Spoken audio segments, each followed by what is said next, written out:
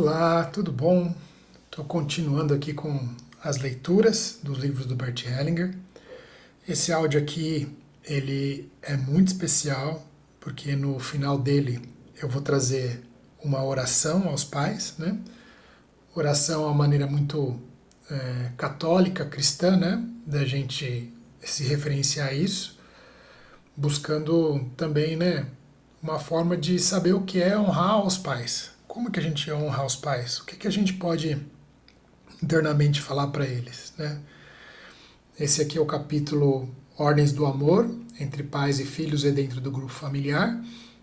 E lembrando aí que a sua inscrição no canal para esse meu podcast aqui é muito, muito importante para que essa mensagem do amor do Bert Hellinger possa alcançar mais pessoas. Você pode até achar que é bobeira, mas quando você se inscreve, dá um like, ou deixa uma pergunta aqui para mim também, isso ajuda muito com o engajamento e a distribuição dos meus vídeos pelo YouTube. Então, eu conto com a sua ajuda, né? Você pensa que ajuda pouco, mas você me ajuda muito quando você coloca uma pergunta aqui e dá um like, né?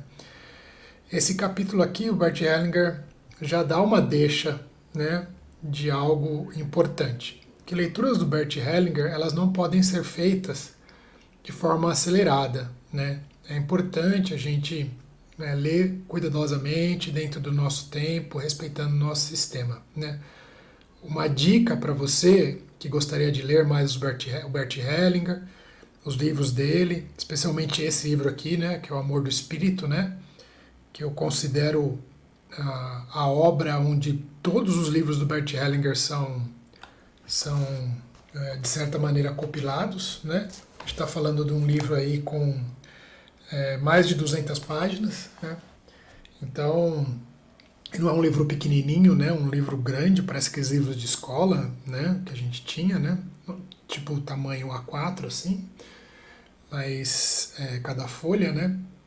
Mas o importante é você entender que tudo no universo é informação e energia, né? A gente tem a física quântica aí que não nos deixa mentir sobre isso. E se a gente quer estar em contato com a informação que existe nesse livro, a gente pode se acostumar com a energia dele, deixando ele embaixo da sua cama, debaixo do seu travesseiro, né, para você entrando em contato com a energia do livro, que é criada a partir da informação escrita pelo Bert Hellinger. Então a dica fica para a sua leitura ser mais fluida, né, e você ir se acostumando com essa energia que a gente acredita, né, eu acredito muito, que é a energia do amor consciente, né? O amor consciente, as regras do amor, as ordens do amor, aquilo que coloca o amor em ordem, né? Então esse texto aqui chama Ordens do Amor entre pais e filhos e dentro do grupo familiar. E como esse capítulo aqui, ele traz uma oração no final. Então ele é muito importante, né? Vou fazer uma introdução, a introdução que o Bert Hellinger faz, e essa introdução vai nos conduzir a uma oração, né? Então, olha o que o Bert Hellinger começa escrevendo aqui. Ó. De início, direi algo sobre a atuação conjunta da ordem e do amor. Como é um texto denso, deve ser lido devagar, né? Vou tentar ler devagar. Eu sei que algumas pessoas aumentam a velocidade do áudio, mas talvez você não queira fazer isso nesse momento. E apenas se entregar a esse texto, né? Então, vamos lá. Ordem e Amor é o nome desse poema do Bert Hellinger, que é muito importante, não sei se ele falar aqui, mas provavelmente ele vai falar, né? Não estou querendo dar spoiler, né? Mas eu sempre comento aquilo que eu sinto vontade, que o amor, ele só acontece com a ordem, né? O amor pode ser colocado em ordem, né? Muito amor, às vezes, é medo, né? E quando a gente tem a ordem, a gente tem o amor na sua forma mais consciente, mais adulta, mais madura, né? Então vamos ler essa poesia aqui do Bert Hellinger, né? O amor preenche o que a ordem abarca. O amor é a água, a ordem é o jarro. A ordem reúne, o amor flui. Ordem e amor atuam unidos. Como uma canção obedece às harmonias, o amor obedece à ordem. E, como é difícil para o ouvido acostumar-se com as dissonâncias, mesmo que sejam explicadas, é difícil para a alma acostumar-se ao amor sem ordem. Alguns tratam essa ordem como se ela fosse uma opinião que eles podem ter ou mudar à vontade. Contudo, ela nos é pré-estabelecida. Ela atua mesmo que não a entendemos. Não é inventada, mas descoberta. Nós as percebemos como ao sentido e à alma, por seus efeitos. Então vamos lá, né? As diferentes ordens. E aqui é importante, né? Bert Hellinger fala que todo mundo que tenta mudar o nome original das constelações familiares é porque tem uma questão com o pai, de não respeito e de não reconhecimento do processo que a pessoa passou, né, para chegar a algo que está escrito, né? A pessoa acha que levar adiante é modificar, né? Modificar a maneira que nossa alma é estruturada. Nesse caso, é muito profundo, né? Eu tenho ouvido por aí pessoas falando que encontraram a quarta lei sistêmica, a quarta ordem do amor, né? E quando as pessoas me explicam, eu falo, tá, mas isso faz parte da primeira, isso faz parte da segunda, isso faz parte da terceira, né? Essa necessidade de querer falar que inventou algo que é descoberto, né? Não significa levar adiante, né? Eu sou muito tradicionalista, a postura sistêmica de quem é congruente, falando de mim aqui, né, mas de quem é congruente, respeita aqui os ensinamentos do Bert Hellinger. É lógico que a gente se dá o direito de questionar, de perguntar, não sem o intuito de mudar, mas sim de poder ajustar ainda mais o nosso coração para receber essa sabedoria, né? Então vamos lá, continuando aqui, as diferentes ordens. Portanto, pelos efeitos que descobrimos, as ordens do amor, bem como as leis segundo as quais perdemos ou ganhamos no amor.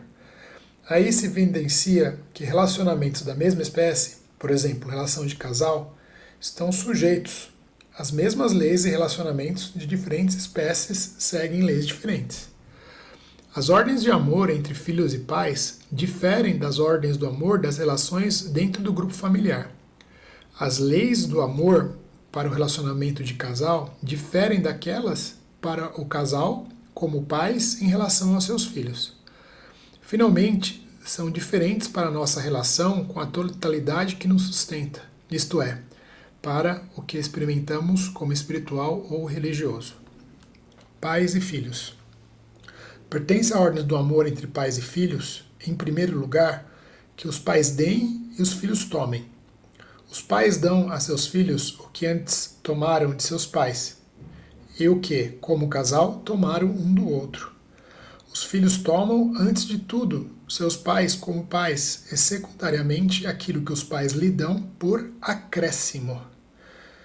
É muito importante essa parte que, né, o Luiz Brice falando aqui, porque não existe nada mais essencial ou importante do que a vida em si, né? Então, só o fato de a gente ter recebido através dos nossos pais, que eles entregaram tudo pra gente, entregaram tudo para si como um casal, né? É lógico que existem destinos difíceis, e aqui não é sobre isso, né? Aqui é sobre relacionamentos que fazem mais parte do cotidiano da maioria das pessoas que eu entro em contato, né? Destinos difíceis, estupro, encaixam numa visão um pouco mais profunda, né? Mas sempre respeitando que a vida que a gente recebeu chegou até nós da maneira que foi permitida por Deus, né? Então é muito importante a gente olhar para a vida como sendo tudo que a gente precisava receber dos nossos pais e secundariamente, né, como ele diz aqui, o que os pais dão a partir dos nossos cuidados, né, como cuidados, como educação, isso é um acréscimo. O suficiente a gente já recebeu e agora é com a gente. Continuando aqui. Em compensação, aquilo que tomaram dos pais posteriormente transmitem a outros, e principalmente, como pais, aos próprios filhos. Alguém só pode dar porque antes tomou, e tem o direito de tomar porque mais tarde também dará. Quem vem primeiro deve dar mais, pois também já tomou mais. E quem vem depois precisa tomar ainda mais. Entretanto, também ele, quando já tiver tomado bastante, dará aos que vieram depois. Assim, dando e tomando, todos se sujeitam à mesma ordem e seguem a mesma lei. Esta ordem também vale para o dar e tomar entre irmãos. Quem veio antes deve dar aos que vieram depois, e quem veio depois deve tomar dos que vieram antes. Quem dá já recebeu antes, e quem recebe também precisa dar depois. Por essa razão, o primeiro filho dá ao segundo e ao terceiro. O segundo recebe do primeiro e dá ao segundo, e o terceiro recebe do primeiro e dá do segundo. O filho mais velho dá mais, e o mais novo recebe mais. Em compensação, o mais novo frequentemente cuida dos pais quando envelhecem. Esse movimento descendente é visualmente descrito no poema de Konrad Ferdinand Meyer. O poema chama A Fonte Romana. O jato d'água se ergue e se derrama em cheio sobre a taça de mármore, que, enchendo-se, transborda para a segunda taça. Esta se enriquece e verte para a terceira taça, e cada uma, ao mesmo tempo, recebe e dá, flui e repousa. Quando eu comecei com as constelações, em 2013, eu sempre pedia para as pessoas imaginarem que a gente tinha uma taça, aquelas taças de casamento, quando as taças são empilhadas em forma de pirâmide, que o amor flui da primeira taça do nosso ancestral mais longínquo até chegar na última taça. Aí continuando aqui, honrar a dádiva. Em segundo lugar, pertence às ordens do amor entre pais e filhos e entre os irmãos, que é aquele que recebe honra e dádiva recebida e a pessoa de quem a recebeu. Quem recebe dessa maneira ostenta a dádiva recebida, fazendo-a brilhar. E embora ela continue a fluir dele para os que vêm depois, seu brilho reflui para o doador da mesma forma como na imagem da fonte romana, a taça inferior reflete para a superior a água que recebe dela e o céu acima de ambas. É esse exemplo aqui que eu tinha dado, Em terceiro lugar, as ordens do amor na família incluem uma hierarquia, como o dar e o tomar. Ela se desenvolve de cima para baixo, de acordo com a ordem no tempo. Com isso, os pais têm precedência sobre os filhos e o primeiro filho sobre o segundo. Comentar algo aqui do meu coração peludo. Eu vi um outro dia esses vídeos que tem sobre constelação familiar, que as pessoas falam que é uma arte perigosa, que não concordam, coisa e tal. Uma pessoa se autodenominando consteladora familiar, e ela disse que ela não concordou com essa precedência dos nossos antepassados, esse olhar de que os nossos antepassados são mais importantes, e aí mesmo depois de formada, ela disse que não quis seguir com as constelações familiares. Eu acho isso uma responsabilidade dos professores de constelação familiar muito grande e um questionamento à verdade dessa pessoa, Porque esse é um dos primeiros ensinamentos, Reconhecer a importância daqueles que vieram antes. E eles são mais importantes, quer a gente queira ou não, porque uma pessoa mais importante é aquela que passou por desafios mais difíceis, Você está tendo acesso a esse conteúdo aqui pelo YouTube, sentado na sua casa, indo trabalhar, com seu fonezinho de ouvido, ou escutando na sua casa, Algo que sua mãe nunca poderia ter feito.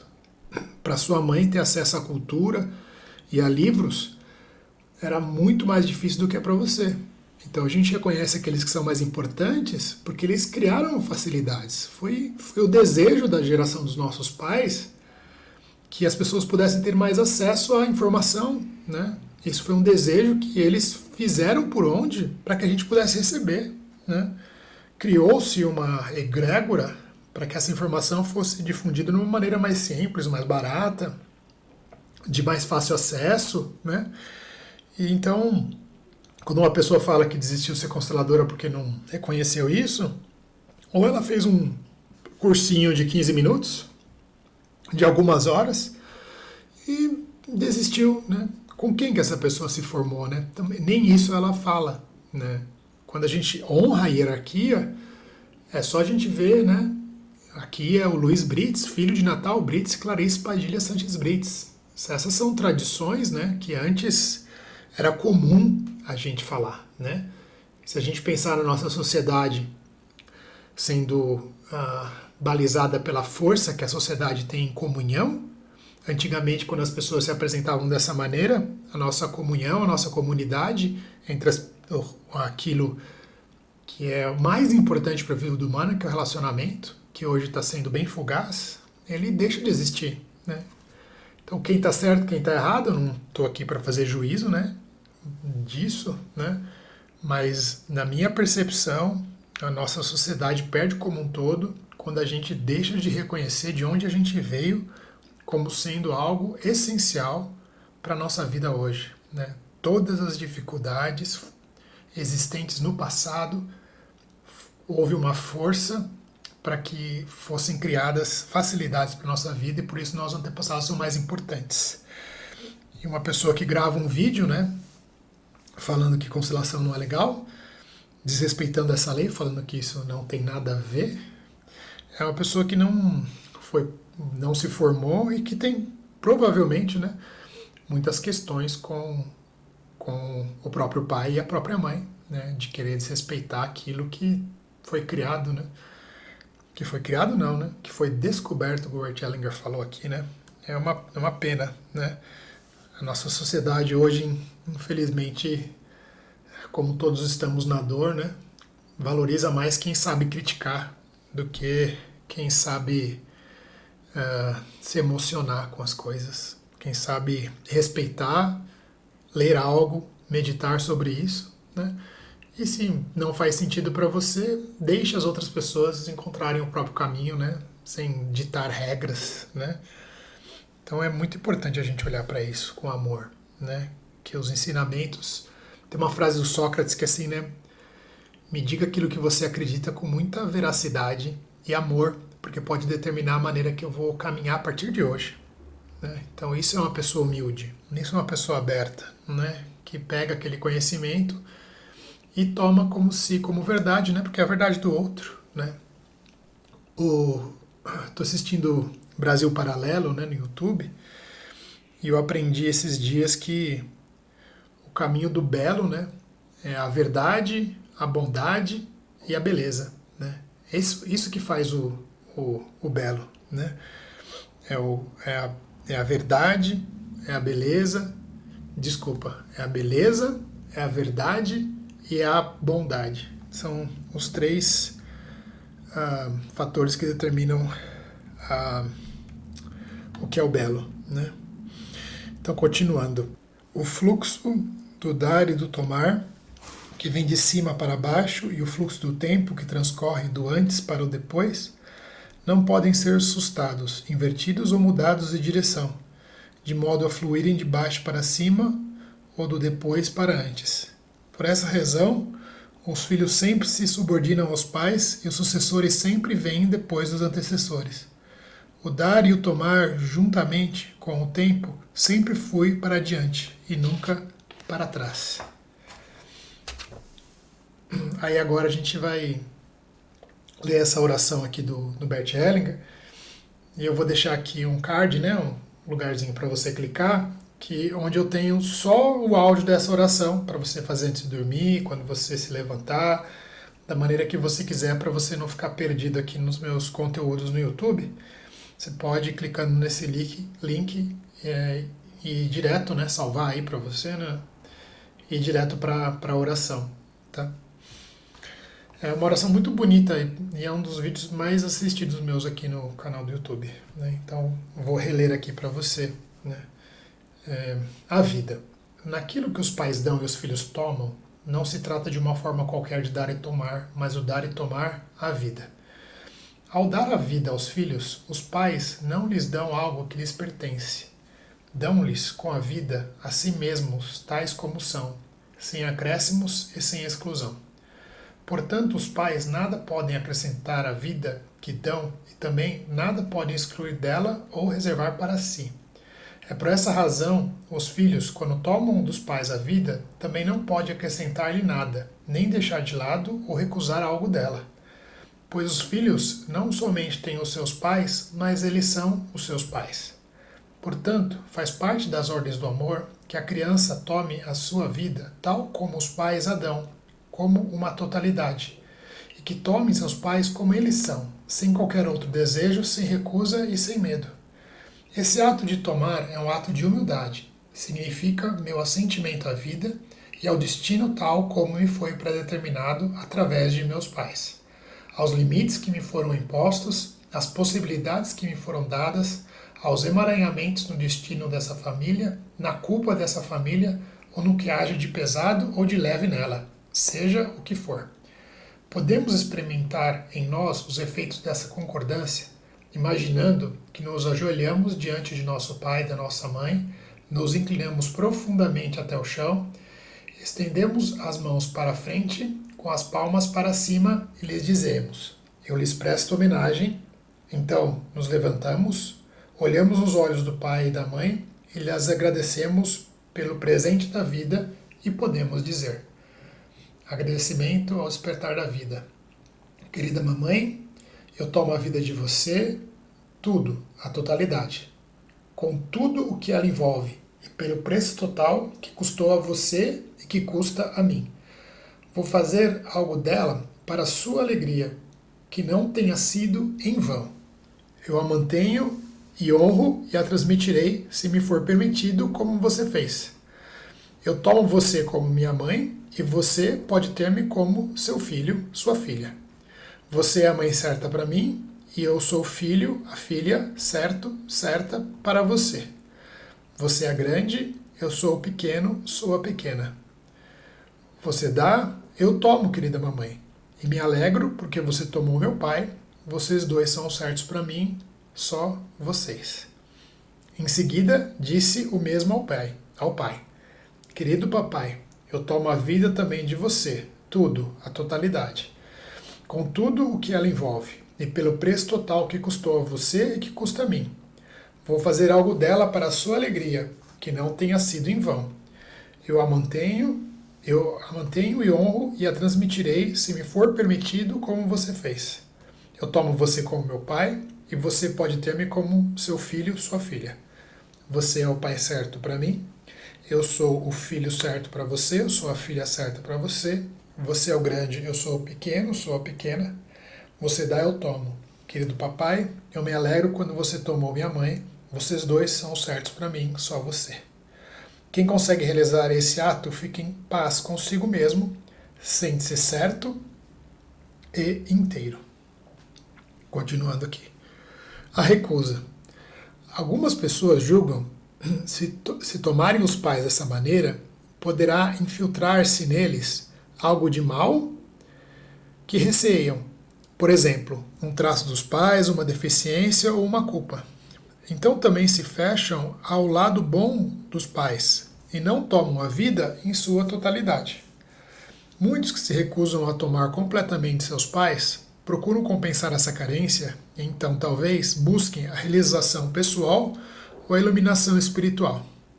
Essa busca por essa espiritualidade tóxica, né? Aqui o Luiz Brice falando, né? Sophie Hellinger falou uma vez que a maioria das pessoas que vão à Índia, né? Elas têm questões sérias com os pais, né? Que estão procurando alguém que vai me ensinar aquilo que meus pais deveriam ter me ensinado, sabe? É sempre importante a gente se perguntar, né? Por que a gente está fazendo o que a gente está fazendo, né? Por que eu faço o que eu preciso fazer? Por que eu estou indo à Índia, né? O que eu procuro lá fora que não está dentro de mim, né? Aí, ó, o Bert Hellinger continua aqui, ó. A busca dessas metas não passa, nesse caso, de uma busca secreta do pai não tomado ou da mãe não tomada. Tá vendo porque eu não gosto de comentar às vezes? Que eu dou spoiler, né? Continuando. Contudo, quem rejeita seus pais, rejeita a si mesmo e sente-se nessa mesma medida irrealizado, cego e vazio.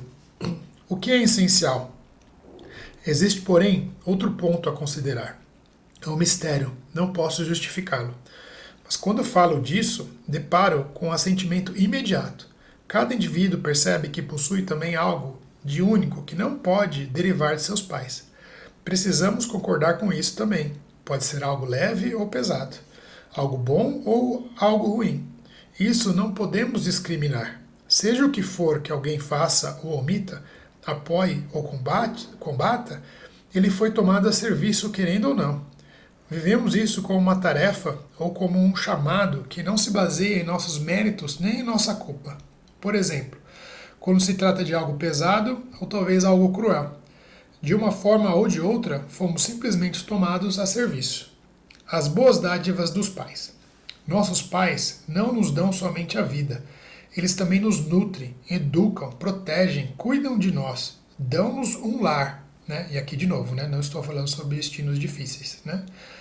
Mas lembrando que a vida sempre é o essencial, é onde é o campo de todas as oportunidades. Né? A gente fala da física quântica, né, como sendo o campo das infinitas possibilidades. Isso é algo, né, que a gente pode explicar também como sendo a vida, né, e a gente só pode ter esse campo porque nosso pai e nossa mamãe se uniram e a gente nasceu, né. Então que e é adequado que tomemos tudo isso tal como recebemos deles. Então lhes dizemos: eu tomo tudo com amor. E é claro que isso faz parte, eu tomo com amor. Essa é a forma de tomar que equilibra ao mesmo tempo, porque os pais se sentem apreciados, respeitados e dão com mais prazer. Se tomamos de nossos pais dessa maneira, via de regra, é o bastante. Existem exceções que todos conhecemos. Pode não ser sempre o que desejamos ou o quanto desejamos, mas, via de regra, é o bastante. Quando o filho se torna adulto, diz aos pais: recebi muito e isso me basta. Eu o levo comigo em minha vida. Então, ele se sente satisfeito e rico, sinto muito. E acrescenta: o resto eu mesmo faço. Também essa é uma bela frase, ela nos torna independentes. A seguir, o filho diz ainda aos pais: e agora eu os deixo em paz. Então se volta deles, não obstante, ele os conserva como pais e eles também o conservam como filho.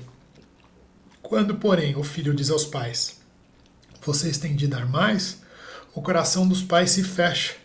Já não podem dar ao filho tanto quanto lhe davam, nem com o mesmo prazer, porque ele o exige. O filho, por sua vez, ainda que receba algo, não consegue tomá-lo, caso contrário, sua cobrança cessaria.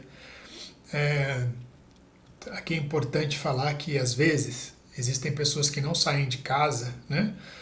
Essa síndrome dos pais canguru, né? Que carregam o filho na bolsa por muito tempo, né?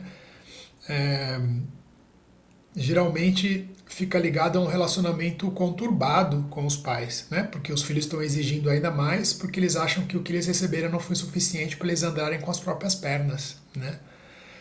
E muitas vezes, sem antes, né, entrar no campo da constelação em si, quando uma pessoa vem com uma questão dessa de desalinhamento no relacionamento com a mãe ou com o pai, eu pergunto: e aí, mas por que você não sai de casa, né? E as explicações são inexplicáveis, né? Não faz muito sentido, porque está a serviço do inconsciente, aquela criança que ainda julga que a mãe não fez tudo o que ela precisava, né? Que os erros talvez que a pessoa cometeu é porque os pais não a instruíram, e aí acaba procurando uma terapia, né?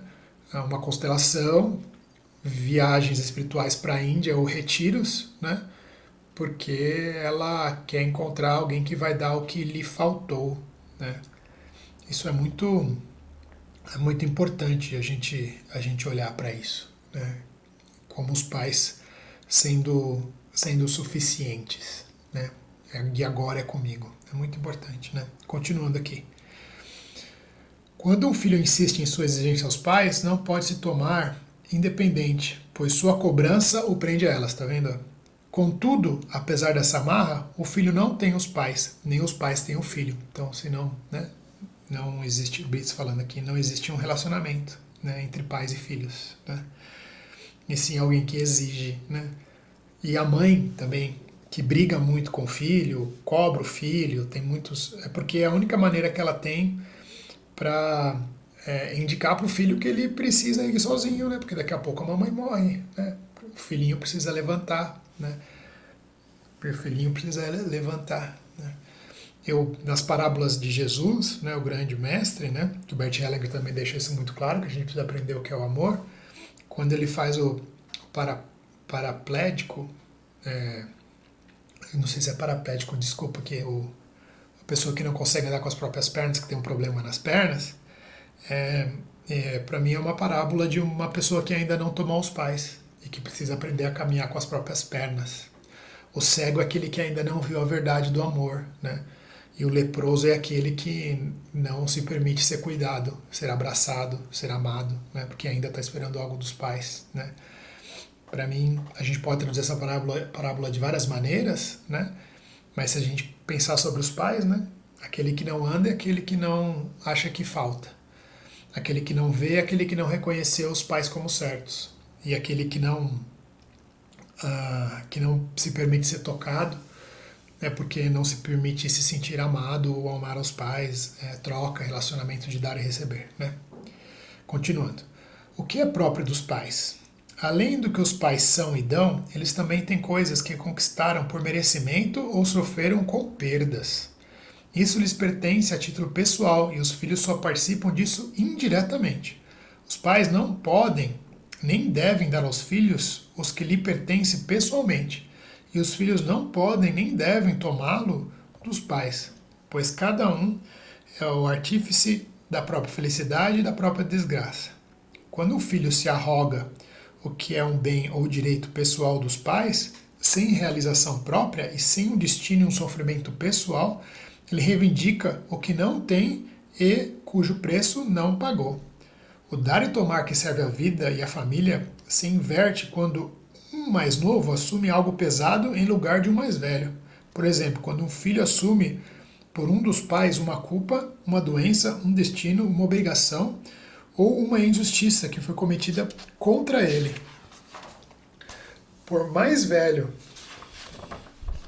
Pois o mais velho não recebeu isso de outro antecessor, vou ler de novo aqui. Pois o mais velho não recebeu isso de outro antecessor como um presente bom a ser transmitido aos sucessores, mas pertence ao seu destino pessoal e permanece sob sua responsabilidade. Isso pertence à dignidade dessa pessoa e possui uma força em um bem especiais, na medida em que ela o assume e os outros os deixam como ela. Ela pode dar esse bem a algum sucessor, não o preço que pagou por ele. A Luiz Brice falando, tem um texto meu sobre herança, que eu vou deixar aqui na descrição do vídeo, tá? Se você quiser aprender um pouquinho mais sobre herança, tá? Vou deixar um texto aqui nos comentários do vídeo, para você ver a visão sobre herança, né? Que é bem essa, receber a herança como presente, né? Entretanto, quando o mais novo assume algo de funesto em lugar de um mais velho, mesmo que seja por amor, ele se intromete na esfera mais pessoal de alguém que hierarquicamente o precede, e tira dessa pessoa e de seu destino funesto sua dignidade e força. Neste caso, do lado bom do destino difícil, já não resta a ambos a coisa em si, mas apenas o preço pago por ela. A arrogância. A ordem do dar e tomar na família é subvertida quando o mais novo, ao invés de tomar do mais velho e de honrá-lo por isso, pretende dar-lhe como se fosse igual ou mesmo superior a ele. Isso acontece, por exemplo, quando os pais querem tomar dos filhos e os filhos querem dar aos pais o que estes não tomaram dos próprios pais ou dos próprios parceiros. Então os pais querem tomar como se fossem filhos e os filhos querem dar como se fossem pais. Com isso, o dar e tomar, em vez de fluir de cima para baixo, tem de fluir de baixo para cima, contra a força natural, né? No livro da Virginia Satir, né? O rio nunca olha para trás, né? Porém, essa forma de dar, como um riacho que quiser subir a montanha ao invés de descê-la, não alcança sua meta.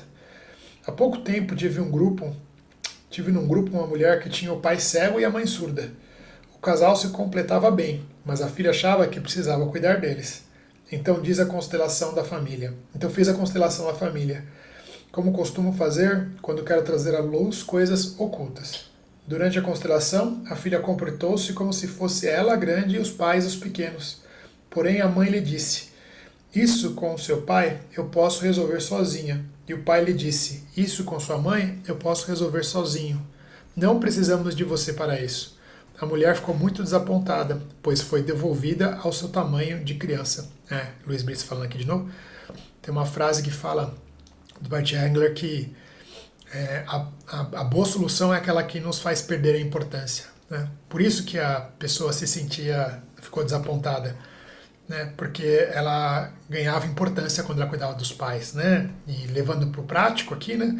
Falava para os amigos que ela não podia sair, que ela não podia viajar, que a vida dela era muito cansativa, porque ela precisava ficar cuidando dos pais, né?